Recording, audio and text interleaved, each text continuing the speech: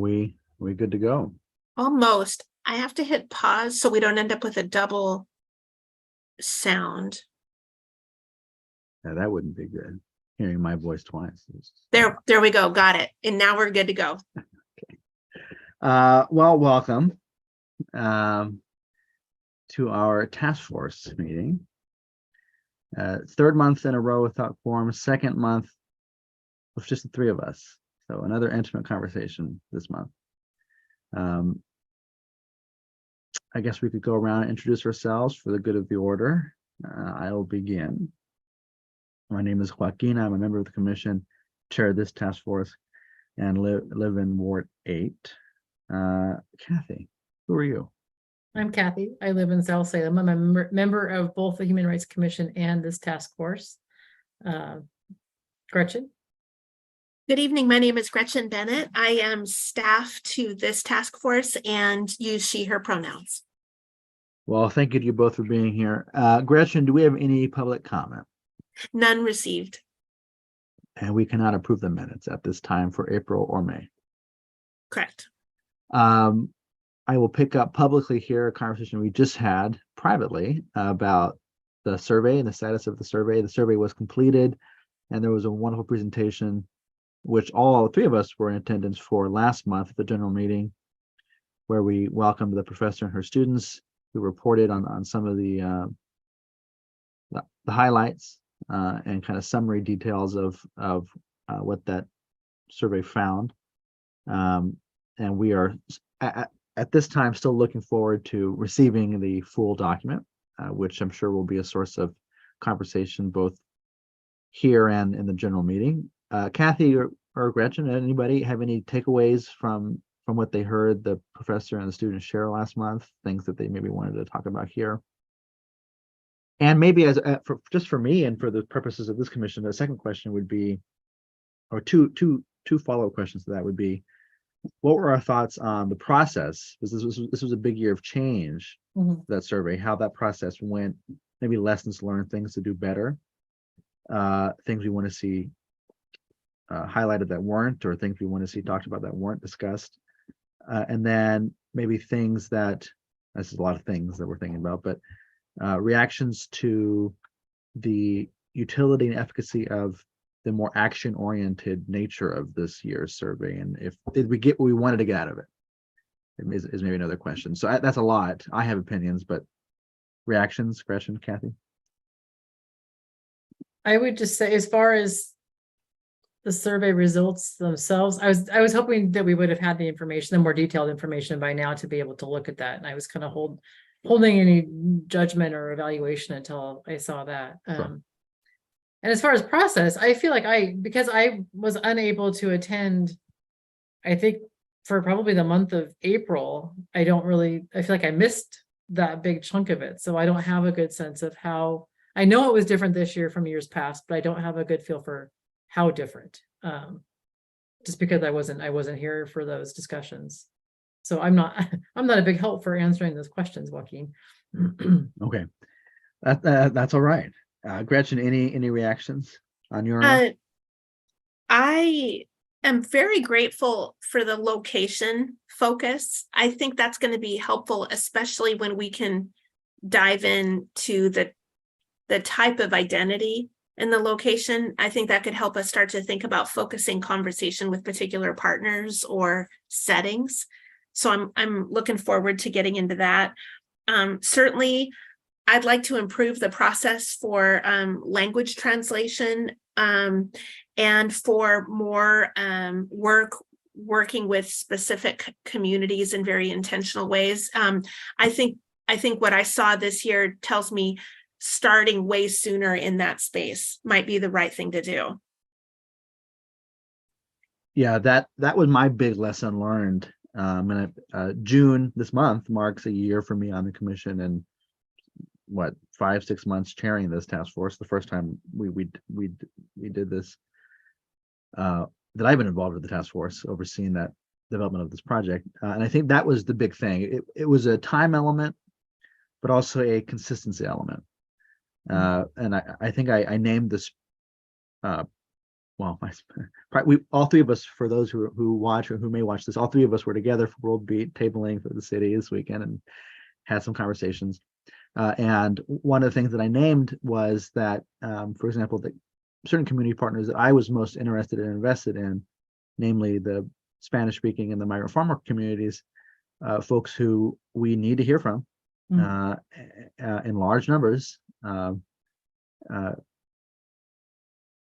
We reached out too early, but when I went to follow up in the week of and stuff, we're at capacity, and that was probably a failure on my part, was not having kind of sustained engagement with those folks, and that's something that I'd like to do differently or see done differently next year, independently of whether I'm chairing this task force next year, because so much is thrown at these communities, especially in organized ways, organized entities, that it's just hard to juggle all the stuff that is and important needs to be addressed. So doing that, the translation work was a slump.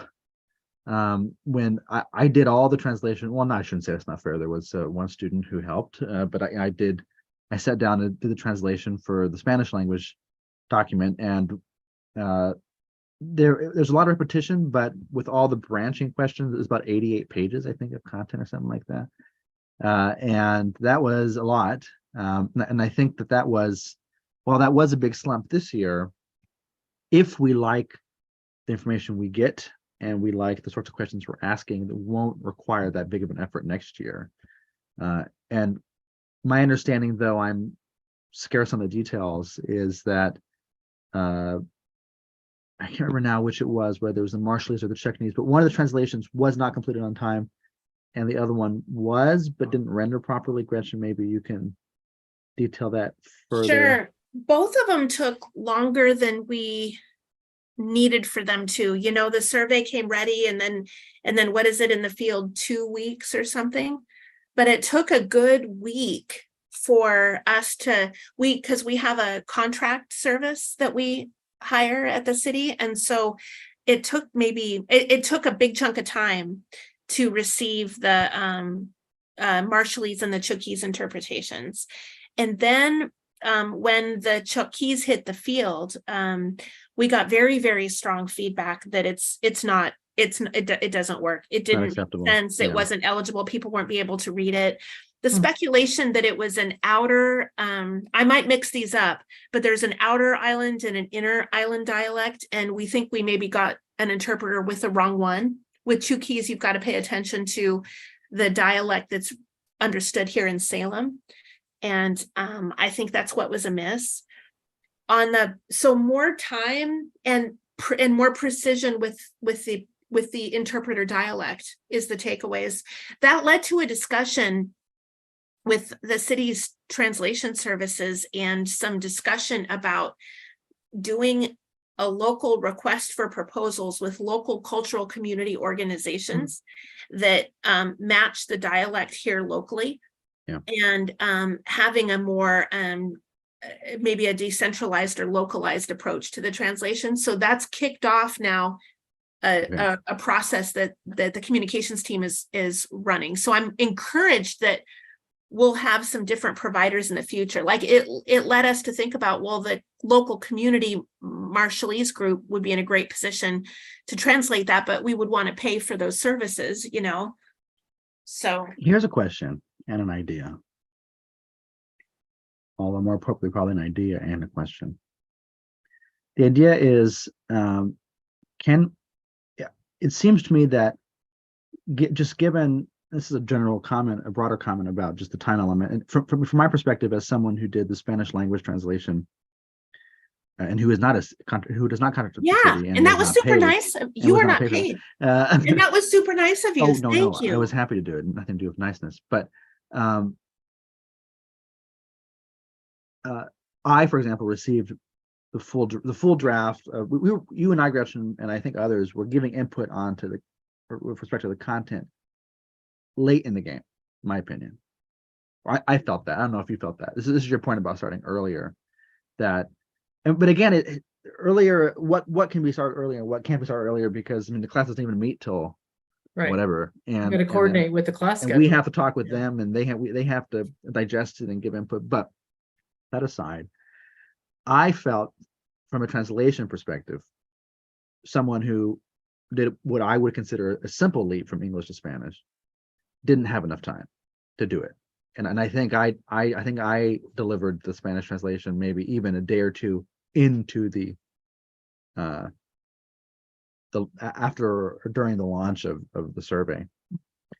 So that's kind of more of the comment. And the question is, can we do the Marshallese and other translations now? Can we take the body of the English text that we have for this year's survey and still go ahead and do it now and do it right, so that when next year comes, a year actually in less than a year from now, right? March, we're talking about 9, 10 months from now. When that inevitably comes around, we have this year's version right, and whether or not I don't know. I guess this is contingent on the changes not being as drastic next year as they were this year. That we already have a solid basis now for next year, independently of how it's gone in the last few months. I think that might be something we should be asking, and I don't know if that's possible, Gretchen. It would absolutely be. I think that's smart, because then it reduces the translation to the edits and the changes. Right. The only question I have is, I believe that the city's in that process. So we have the existing translation company that we worked with this year. And then my understanding is the city's in a process, and by no means do I think they're through that process. So what I should do is find out their timeline. What do you mean, like looking for another vendor? What do you mean for that? Yeah. And I'm going to couch this with, I'm one person removed from it. So generally speaking, in case I get anything wrong, my understanding is, there are specific languages that the city is going to go out for a request for proposals to identify a different new vendor for certain languages, like Chuukese. And so we aren't through that yet. And so I would hesitate to use the, go back to the existing vendor when we were unable to, and I want to make a note about the existing vendor. They asked us to give a red line of the changes so that they could learn from that experience and see what we were talking about. But we didn't want to compel the organization to do that without payment, and we didn't have a method for payment. And so that led to this process of trying to do a different RFP. So I guess all that to say, we're in the middle of exploring the new vendor possibility. And so that might need a little time to complete. But let's say that's finished by September, that would still be way ahead of schedule. Right. So I guess all that to say, I think we still could execute that. I can go back and get a sense of that timeline. Okay. Yeah, that would be great. I mean, so I think that rises then to a request. And the request that I'm making is that when a vendor is secured for these two, but other languages too, that we immediately that month begin a conversation around whether informally over email or on this in the form of this commission or rather this task force or the broader commission, about sending this 2023's version of the survey to them for translation. I think that would just be smarter. I don't know, Good Kathy, idea. what your thoughts are there, but I think it's a great idea. and I would be open to talking about other languages from my own communities. We have a lot of non-Spanish speaking Latinos, people who speak indigenous languages. Like my father is an indigenous former farm worker, now nonprofit leader here in the area. I don't know if that is, for example, while very important and a personal and kind of civic importance, don't know if that's where we should be investing a lot of energy, though, because a lot of those folks are also Spanish speakers. So having a larger conversation around what languages we want to, given that we have a larger time frame. Second thing I wanted to mention about it was, I felt that, well, first of all, I was I misunderstood one important thing, and I'm embarrassed to say I misunderstood. Didn't realize I had misunderstood until right when it started, when we were emailing. There was language in the survey that said if you entered by May 15th, I'm forgetting the actual date, which would have been like 9 days in or 10 days in, you were eligible for entering a raffle for winning whatever it was, $50. I think it was a $50 Visa card or something, wasn't it? Exactly. I understood that to mean that the survey continued past that date. It did not. The survey closed on that date. And so my thought was, well, you'd have the rest of the week to also, you wouldn't be able to enter for the raffle, but you'd be able to submit responses. And that actually was not the case. And that question I had to clarify with the professor. And in that moment, I felt that in combination, that window in combination of the fact that I had delivered the Spanish translation later than I wanted to, because I had received the finished complete English text later than I wanted to, that it just wasn't enough time. Yeah. And so I don't know literally how logistically tenable this is, but if there's any way, and maybe there's not, and it's okay if the answer is there isn't a way, we can have more than 9 or 10 days, that we can have maybe even 2 full weeks. You know what I mean? Like that's those last few days, that Friday, another weekend, precious time for folks to complete the survey. And also maybe even more precious time for folks who I know did and will continue to go out into the community and interview people who are expressing houselessness or in other target communities, that extra time to do that outreach. I think that would, I don't think it was drastically different, but I know it was lower than in years past. The number of respondents that we got, that might be a consideration. Given that we can develop it and then also have students have time to analyze the data, having sufficient time for both of those endeavors would be worthy of talking about next year. I like it. I agree. Made the note. Yeah. Mhm. I wonder, Yeah. in fact, if the number of respondents this year being smaller than last year, I wonder how many days were in the field both times. You know, and if it was in the field a few more days last year, did that Yeah. relate to getting more respondents? Yeah, and I would love, and we can ask for that information too. I'd love to Yeah. have a sense of that for planning. So all of that being said, I'll say what I've said twice now publicly, which I thought we did a pretty good job. Mhm. And I think that the survey, not that there's anything wrong with the other surveys, but is better and improvement, and I think will lead to more fruitful conversations. And I'm glad for that. And I'm glad for your work, Gretchen and Linnell and Kathy and this task force and folks. And I've said that before, and I'll say it again. And I'll continue to say that, even as we learn to do things differently. Okay, do we feel good about that? I don't want to take up too much time on that. Yep. It sounds like a great plan. Yeah. Okay. Where are we with the monthly column? I asked you in the mayor's office last week if we had received, other than me and Kathy's drafts, any other drafts. And the answer was no. Has that changed? That has not changed. Okay. Has anybody signed up for anything or indicated it? No, nothing. Yeah. Okay. No crickets. Okay. I wanted to offer a couple of ideas when you get to that point. Kept thinking about that for you. Yeah, I'd love ideas. I'll get to that after this question, which is, Gretchen, are we in a position to move forward now with the drafts that we have? Not necessarily straight into publishing, but move forward, approaching Salem Reporter, Statesman Journal, whatever, and say, look, we talked a few months ago. We've had a lot of conversations. Here are 2 drafts. What's the appetite on your part? Can we have that conversation now? Are we in a position for Yes. that?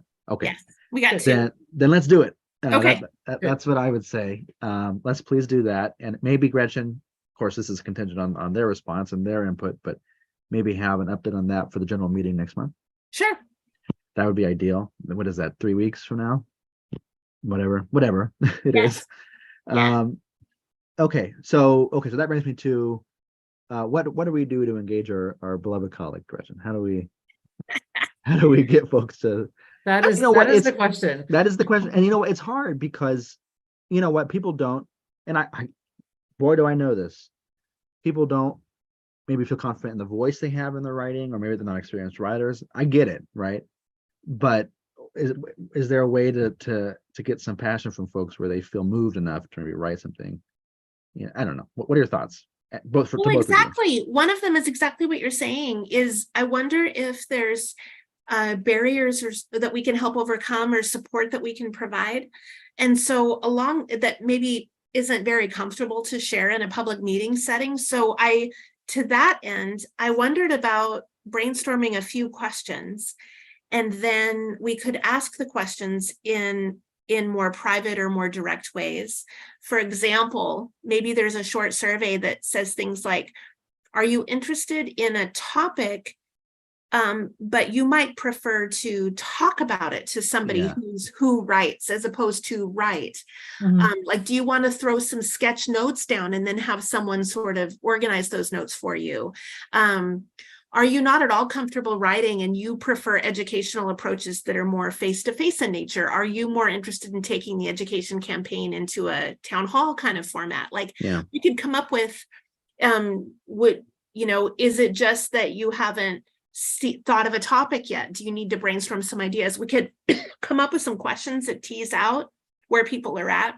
Mhm. And then either make a series of phone calls and have conversations, or design a little simple web survey that folks could type their replies into, is what I was thinking about suggesting.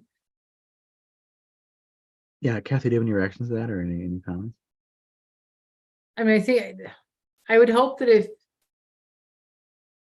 even if the survey could be like anonymous, I don't know if people feel strongly about being anonymous or not, but some way to get feedback about why. Yeah, I think that's a good idea. I think the questions would be important, how they're framed, Yeah. so that we're getting meaningful. I wouldn't want to leave it too open-ended where we don't get any feedback that's Right. helpful for us.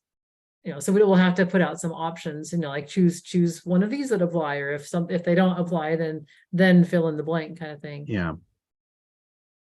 And I think that I like that approach in the sense that it offers us two things. It offers folks a sense of feeling heard if maybe they don't feel heard in a certain way, and they really for them to express themselves. And then it also gives us insight into what the thing is. What is the Right. barrier? What's the Right. the holdup, essentially, for lack of a better term. And look, I mean, I get it. I was in ESL until 10th grade. I was English second language until 10th grade. I get it. Not having confidence in your reading and writing, or writing in this case. I totally understand. But now I love writing, and I'm a writer and write for money. So that's so Yeah. so I get it. Would it be possible, Gretchen? I don't want to ask this of you, but I'm going to ask it of you to No. draft some of these questions, maybe Yeah. a sample survey, send it to me and Kathy, and then maybe have it the next week. Sure. In a week from now, have a solid thing to send out for folks to fill out, think about, respond to in advance of our general meeting. Yep. That would be good. Just to get a sense of that. And in the meantime, obviously reaching out to outlets here in the area. And other than Salem Reporter and Statesman Journal, I don't know who publishes regularly enough and who has the audience that we want, meaning someone who places that are read broadly. Because a place like Willamette Weekly would make sense in terms of pacing, but maybe not in terms of audience. I feel like they have fewer people who read Willamette Weekly. I don't know if that's true. It's a perception of mine. So I don't know. I think Salem Reporter seems to me to be covering stories that other outlets aren't covering, which is kind of refreshing. I don't know. I read all of them, but I don't know if anybody has any opinions about who to go to. But I would say go to everybody and then see who's interested. Yeah. Okay. And then I guess in terms of practical, should Kathy and I just continue writing them? If you're up for it. I am up for it. Kathy, I don't want to ask that of you. No, it's fine. I was looking at the list earlier, and some of the the monthly I can't think, not the monthly recognition. Some of those would be fairly easy to pull information off the web pages to get something. There's one idea about what is a bias crime versus what is a bias incident. Lieutenant Aguilar had slideshow about that at one of our meetings, and I'm sure if we could get a copy of that, something can be put together based on that, so that, we're not asking Lieutenant Gill or whoever to write it, but just give us Yeah. the materials, and and then we can run it by them afterwards to make sure it's accurate. But yeah. And you know what? If we, and we'll have to limit ourselves to this, but if you and I, Kathy, want to write, less of the color, the less colorful ones, the ones like, who are we? What do we do? Mhm. That might be or I don't know. That actually might be a bad idea. Maybe folks want a more formulaic thing. I don't know. But to just get the ball rolling, people to see Right. see these things that we talk about being published, and having that might motivate folks to take up an idea. Yeah. Totally off topic. Is Lieutenant Aguilar no longer staffing the commission? Well, that's all in a state of transition right now. The short answer is I don't know. Okay. Through this month, she is acting deputy chief, Right. and which is I understood that military. to be true. Yeah. So in July, assignments will be clarified. Deputy chiefs will be formally selected, and after the rotation process that's occurred, and then decisions will be made about who will be the liaison. So it's not certain yet. Okay. Lieutenant Aguilar, or acting DC Aguilar, is certainly always available to us, though. She's asked to remain on our emails so that she can stay current.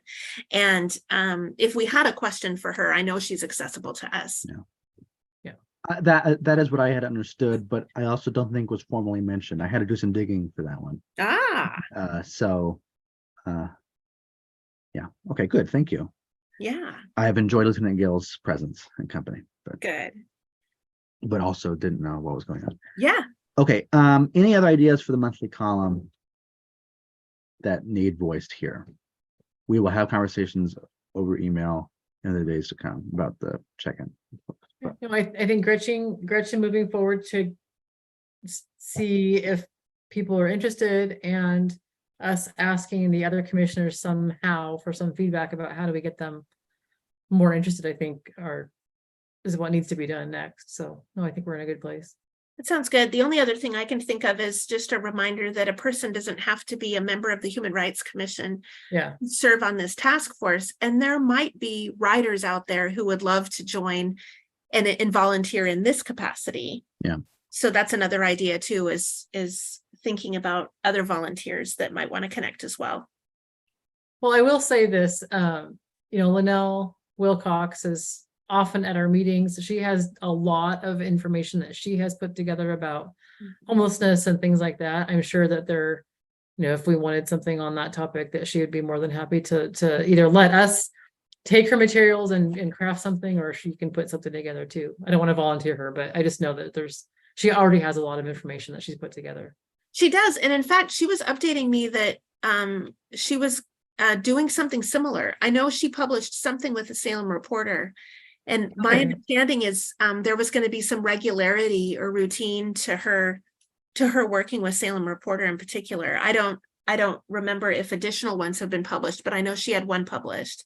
Okay, I wasn't aware of that. It's good to know. Yeah, that's a great idea, Kathy, especially because it's going to be signed Human Rights Commission as opposed to an individual author. So anybody is free to contribute. So I think that's we need to have expert voices providing expertise when we can. So that's good. Okay, I feel good about that. Name and purpose of the task force. Okay. Can't vote on it. Don't have a quorum. I will state what I have stated now a couple times in a row, that nothing inherently wrong with the name. I think it can be more descriptive, and I think the Community Engagement Task Force reflects that and is true to what we do here, and would be a small but welcome change, perhaps. Okay. Any other comments on that? We kind of awareness communication for July. Gretchen, where are we for this month? Ideas might include, if we go later in July, we might be ready to talk about the results of the belonging survey. Or I know it's the anniversary of the passage of the Americans with Disabilities Act. We could go that route, a couple of ideas. I could also check and see if there's any proclamations in July that the mayor has planned. We could share proclamations as well. So I sit on the ODC, the Oregon Disabilities Commission, and we have an event going on, and you'd think I would know what days those were. I know it's over multiple days, and so I can, or you can. It's publicly accessible. Maybe those dates as well. Sure. Those events. I know you have to register for them, but we Yeah. spent some time planning them. So if you would like to come to Great. them, might be an option. Great. I can look for it. And if I have any trouble, reach out to you maybe. Sure. Okay. It must have been at work today. I saw an email about those events. Mhm. If I find it, I can pass it along too, so you can, Thanks. Yeah. Thank you. Yeah, state workers should be getting those. yeah, Certainly those at ODHS, OHA should be getting those emails. I don't know about anywhere else, but yeah. I was told it was statewide, but who knows? Okay. ADA belonging survey. That sounds good to me. Yeah, sounds good to me. Remember our mark or announcements? Remember?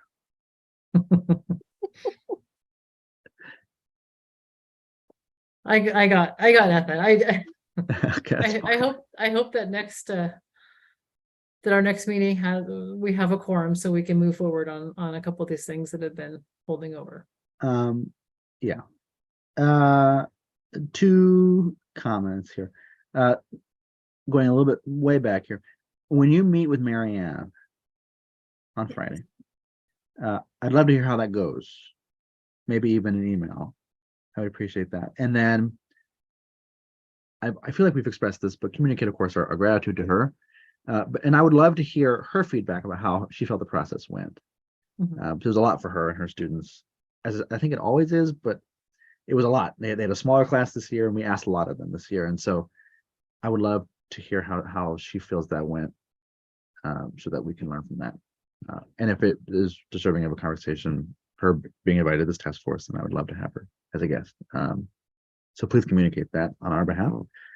In terms of quorum, is there a way to respectfully say, please come?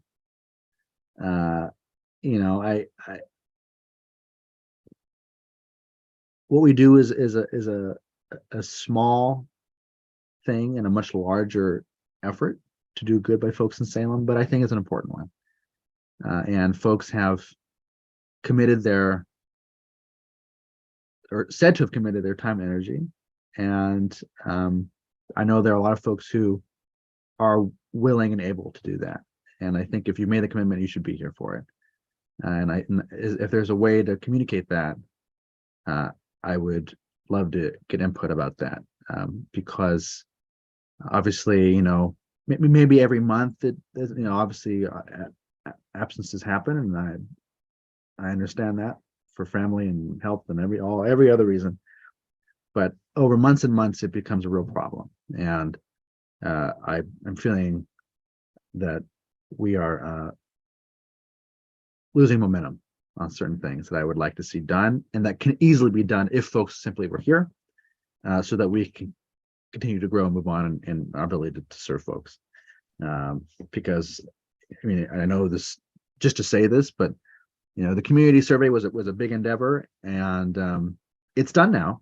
And while I know we have the monthly columns coming up monthly, but we have no real direction right now. And I would like to articulate a vision in the months ahead that we don't have surveys.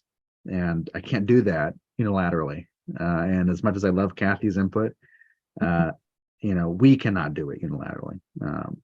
And I think I would invite folks to, if they don't have time to commit to this, they're obviously still commissioners, and they have, they're committed themselves to public service in the way that they are, but maybe stepping aside so that we can move forward would be appreciated.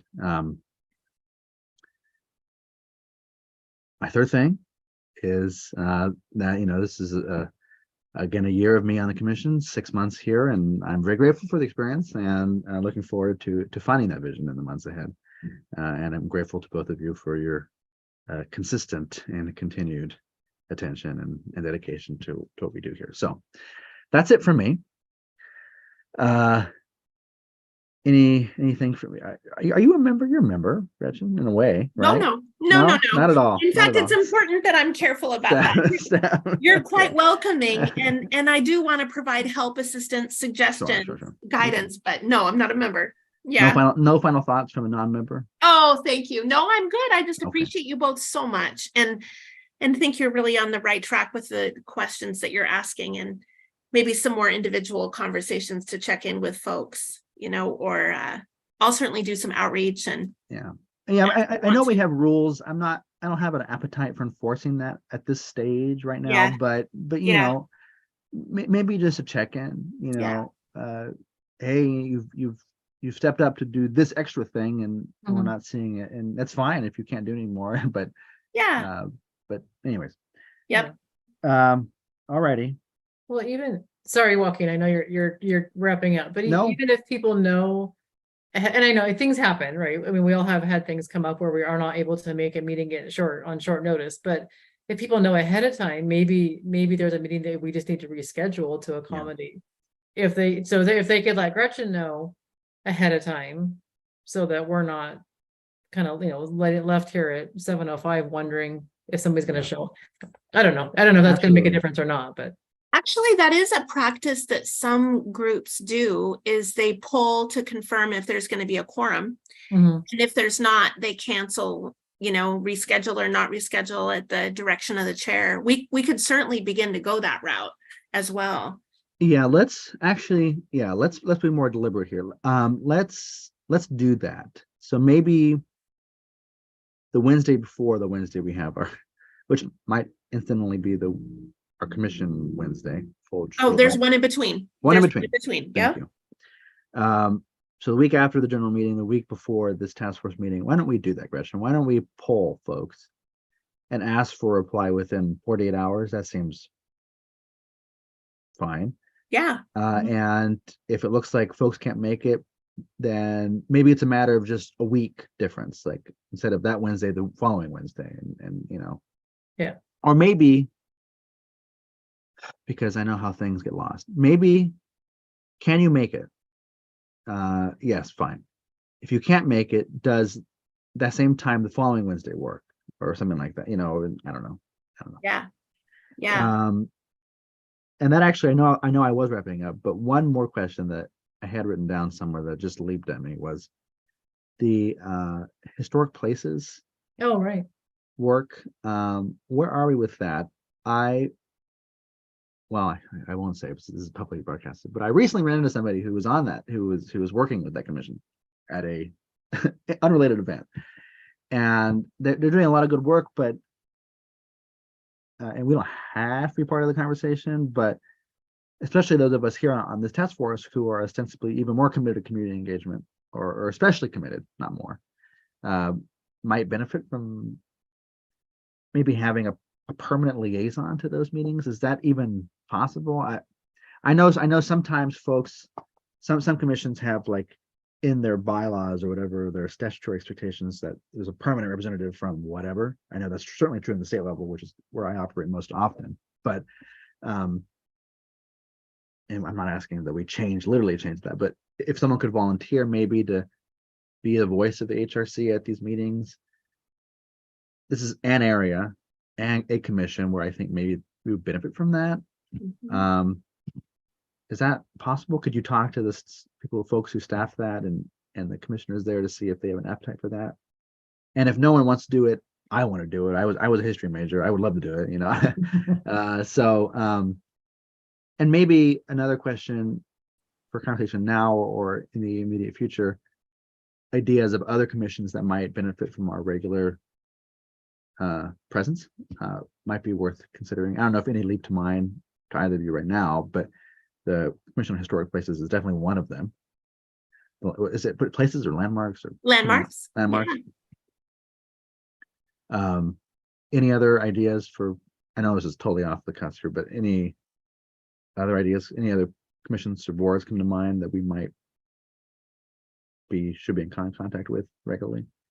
I'm not aware of any, but I was just gonna mention that over the time that I've been on the commission, there have been a couple of other, I believe, commissions, but a couple of other bodies that have come to the full HRC meetings to get input. And so I'm assuming that, I mean, those might be a couple of possibilities. I think that's a great idea.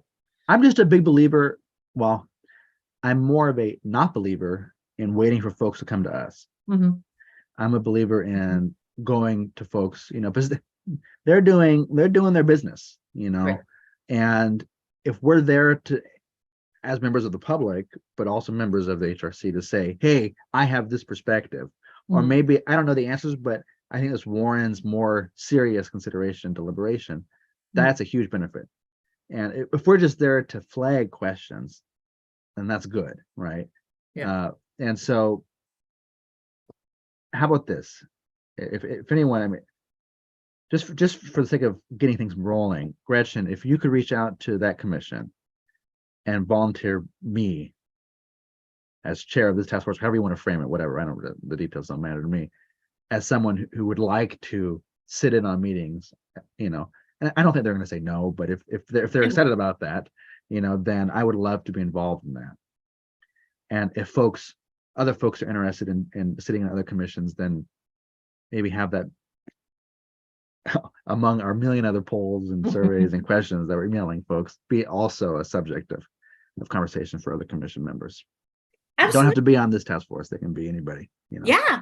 I mean, it kind of fits with the engagement work that happens here. I think it's a really natural thought and idea. And if you want to tee it up, you don't have to, of course, but if you want to tee up the idea at the next full Human Rights Commission meeting, I'd be happy to be ready with like the list of boards and commissions that exist. That would be great. Yeah. I think I've vocalized it in the past, but I haven't been like, who's with me? Right, So, right. So When I first started at the Human Rights Commission, there were particular liaison slots that were part of our roster. There at the time, there was something called the Social Services Advisory Board. And there was a liaison from Human Rights Commission who sat on that board. For example, yes, there were yeah. a number of those sort of formal positions. I don't know why, but those were eliminated across the board at one point. And people were encouraged to apply as they wanted to. And with the exception of the budget committee, people can be on more than one. But that's not to say that, I mean, that was a long time ago. I want to say over 9 years ago is when that went away. I also want to mention that the city's boards and commissions process and system is going to get looked at in this fiscal year. There's a consultant that's going to take a look at what are the boards and commissions? Are they achieving the objectives like overall that we have in mind for engagement and advice? That looking at that ability to engage with city council. I can't really speak to it yet because we haven't seen the scope of work built out yet for it, but that should be coming pretty soon. And that's the kind of question that perhaps could be looked at, is that cross pollination of ideas and information. So I could also bring that back to the folks doing that scope of work and mention that as a thing to revisit. Yeah, and that I don't, Kathy, if you have to say, please say it. But that brings two things to mind, front of mind for me. I'm happy to hear about the review of the efficacy of the commissions, because I don't mean to implicate you, Kathy, but we had this conversation the other day where we're like, we counsel city council, but when, other than for our annual check-in, often following the survey, Right. And it's like, and I know city councilors used to come and voluntarily sit in our meetings, maybe if they had time, and that is good. Love that. But we are advising city council on issues and policy that relate to human rights in the city. And I know they're busy. And I know input takes the form of very narrow input, 3 minutes or whatever it is. And I appreciate that. And, you know, and it's not, and I don't think I'm too biased here, but, you know, if I were a city councilor, I'd want to be hearing about our state of human rights all the time. I'd want to know, and I'm not trying to tell them what they should or shouldn't be doing, and I would never, you know, assume that. But if I were them, I would be wanting to hear about us from us, and maybe not literally in terms of testimony and public appearance, but maybe a written report every other month, quarterly, whatever. You know, I would love that input if I were a decision maker. That's my first reaction to that. The second is, I'm looking just kind of in summary at the boards and commissions, and most of these I think would benefit from perspective from the HRC, and conversely, the HRC would benefit from providing perspective. You know, the Community Police Review Board, Cultural Tourism and Promotion, Downtown Advisory Board, Parks and Rec, the library, the Public Arts Commission. And these are all areas that I think are natural for folks who are interested in justice and equity and human rights to be voicing their opinion. And it's not a matter of we are subject matter experts and we need to be there, because I think in the end, the mantle of equity and social justice falls on all of us. All of these commissioners and board members need to be thinking about these things critically. Where do people and those of us who are most marginalized fit into the decisions and narratives that we are dealing with on a weekly basis? But the intention with bringing this up is that while we should all be doing this in every capacity, those of us who think about it more systematically on a weekly basis as part of our roles as human rights commissioners can maybe bring a more focused perspective on those things. And I think that's good. And I think it doesn't hurt anything to have cross-pollination in that way. All right, that's my soapbox. I'm done. Anything else? So we have filled the hour. We have, yeah. Or more pointedly, I have filled the hour by talking, it seems. But It's been a good conversation, though. okay, Yeah. I'm glad that you feel that way. All right, well, hearing nothing else, thank you both for being here.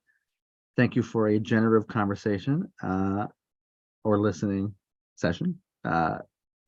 And I look forward to seeing you both, the general meeting, hearing from both of you in the days ahead with a lot of the stuff we just talked about, and seeing you in a month.